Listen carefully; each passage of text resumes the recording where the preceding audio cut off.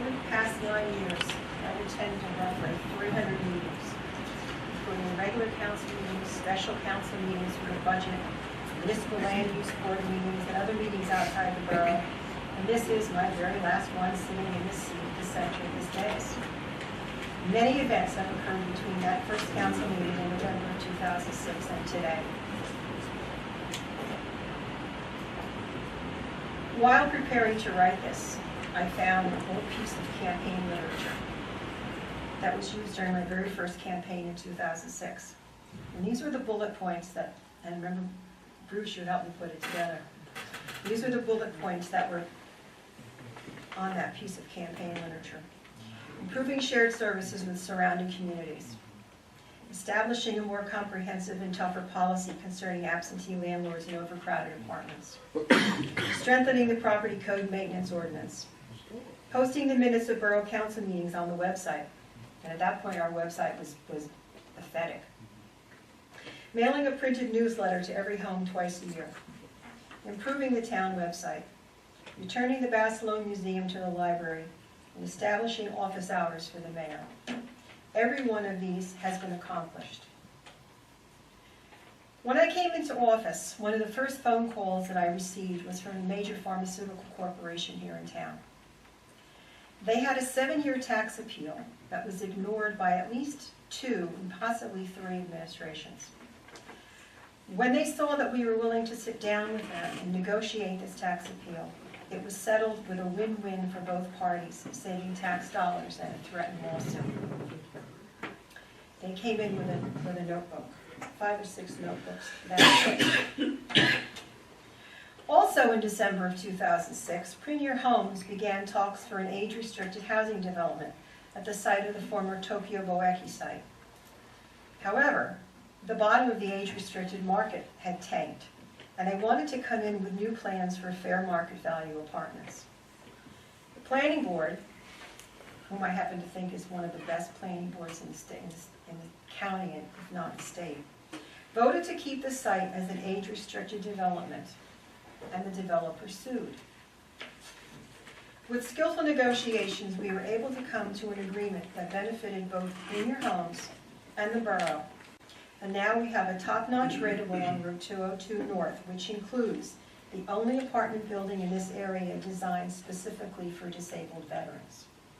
And that was a long and arduous negotiations between Premier Homes and the borough.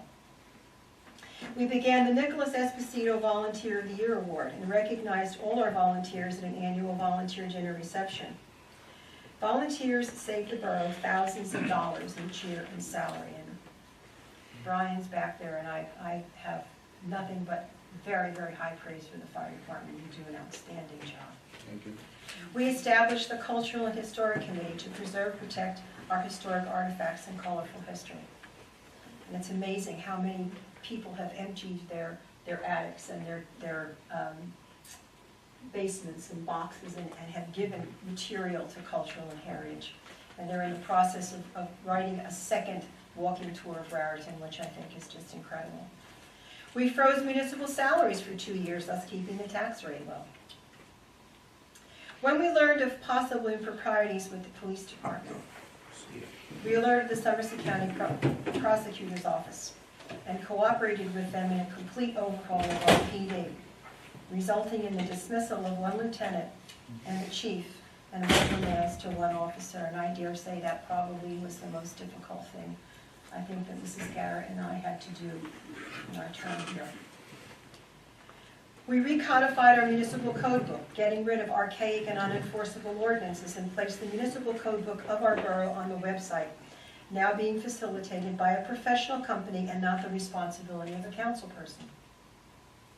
Quarterly department head meetings were held to learn what was going on and what was needed to continue their progress. Lunch with the mayor was begun at Borough Hall on the first Saturday of the month. This gave constituents the opportunity to sit and chat informally about concerns they had. And when we first instituted the no parking during the snowstorms, I had a ton of people in here with me on Saturday morning. They brought their lunches and it was nice. It was fun. We had a nice dialogue. A gang awareness task force was formed consisting of educators, police, and the prosecutor's office. The task force hosted a meeting for parents facilitated by Sergeant Joe Walsh from the Somerset County Prosecutor's Office about possible gang activity in the town. And it was so popular that we actually had to turn people away from the first meeting and hold a second meeting for the overflow crowd. And in that second meeting, we had mostly grandparents that were here, and this room was filled. Graduate students from the Blaustein School of Public Planning and Policy at Rutgers University did a waterfront study that resulted in us receiving the Sustainable Raritan Award and was the impetus for the redevelopment that is currently ongoing. A groundbreaking council meeting was held at Duke Farms on the riverfront development. It was attended by many individuals interested in the river and our waterfront. In 2013, we were ranked by New Jersey Monthly Magazine as 98 out of the 100 best towns in New Jersey. 2 years later, we rose to 37th best town in which to live. We outranked Bridgewater, Hillsborough, and Somerville was not even mentioned. I must comment on the Gannett suit. Since I have been demonized as the cause of that suit by certain people, but nothing could be further from the truth. The Gannett-owned Courier News filed suit in 2009 after Raritan sought to charge a fee of $1,000 to provide the borough public payroll records in an electronic spreadsheet-type format. The borough never denied the newspaper access to the information, but wanted to charge a fee to provide the documents in the specific formats requested by the newspaper. Gannett refused to pay the costs, refused mediation to solve the difficulty, and eventually sued the borough. On a personal note, as mayor, I've served on the New Jersey League of Municipalities Executive Board as a Somerset County representative for the past 4 years, as well as the General Legislative Subcommittee. And I recommend that anyone who has the opportunity to do that does it. It's very interesting. I was the 2009 Distinguished Honoree of the Somerset County Commission on the Status of Women. In 2011, I received the Millicent Fenwick Award for the Distinguished Public Service from Somerset County Federation of Republican Women. And probably the one that I'm most proud of was in 2013.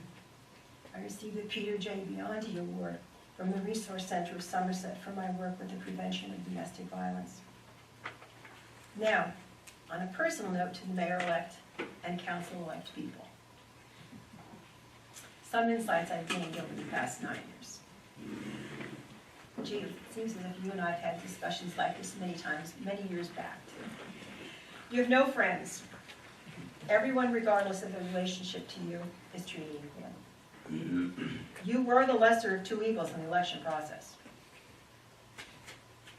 Put your personal agendas aside and work for the good of the community, because if you cannot do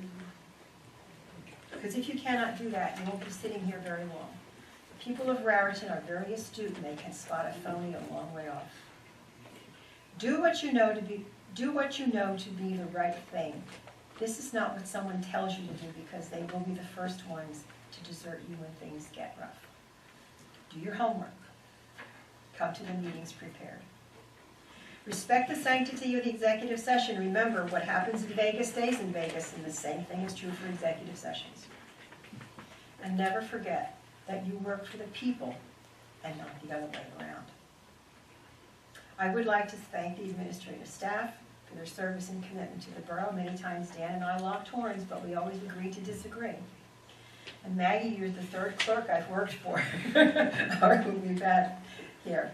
I also wish to thank Councilwoman Garrett and Councilman Lobel, and to my husband Victor, whom I would not have met if it had not been for my being the mayor. I love you, and I appreciate your unswerving support these past 4 years. It takes a mighty special man to be married to a mayor and tolerate all the meetings and missed dinners. And I can't tell you how many times we have been out socially and someone will say, "Oh, I want you to meet the mayor." And they immediately go up to him and say, "Hello, Mr. Mayor, how are you?" And he has to say, no, it's my wife. And finally, in the words of the Supreme Court Justice Louis Brandeis, the most important political office is that of the private citizen. And it will be my pleasure to resume that role of the private citizen and to be able to sit on the other side of things in the future meetings. Merry Christmas to you all.